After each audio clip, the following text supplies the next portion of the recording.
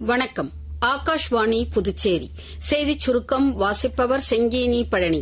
நாட்டின் பல்வேறு பகுதிகளில் அம்ருத் பாரத் நிலையங்களாக மறு மேம்பாடு செய்யப்பட்டுள்ள 103 ரயில் நிலையங்களை பிரதமர் திரு நரேந்திர மோடி இன்று ராஜஸ்தான் மாநிலம் பிகானேரிலிருந்து காணொலி வாயிலாக திறந்து வைத்தார். ரயில்வே, சாலை, மின்சாரம், குடிநீர் மற்றும் புதுப்பிக்கவல்ல எரிசக்தி தொடர்பான பல்வேறு திட்டங்களையும் அவர் தொடக்கி வைத்து வேறு பல திட்டங்களுக்கும் அடிக்கல் நாட்டினார்.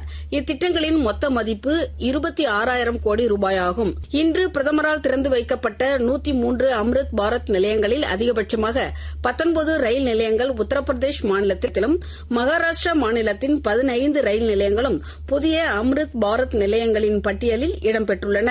தமிழகத்தில் சென்னை, பரங்கிமலை, ஸ்ரீரங்கம், விருதாச்சலம், சிதம்பரம், திருவண்ணாமலை உட்பட 9 அம்ருத் பாரத் ரயில் நிலையங்களும் இன்று திறந்து வைக்கப்பட்டது. ஆபரேஷன் சிந்தூர் மற்றும் தீவிரவாதத்திற்கு எதிரான இந்தியாவின் நிலைப்பாட்டை உலக நாடுகளுக்கு விவரிப்பது குறித்து மத்திய அரசால் நியமிக்கப்பட்டுள்ள 2 பிரதிநிதிகள் குழு தங்கள் சுற்றுப்பயணத்தின் ஒரு பகுதியாக ஜப்பான் சென்றடைந்தது. நாடாளுமன்ற உறுப்பினர் திரு சஞ்சய் குமார் ஜா தலைமையிலான அனைத்துக் கட்சி நாடாளுமன்ற குழு ஜப்பானுக்கான இந்திய தூதர் திரு சிபி ஜார்ஜை சந்தித்தது.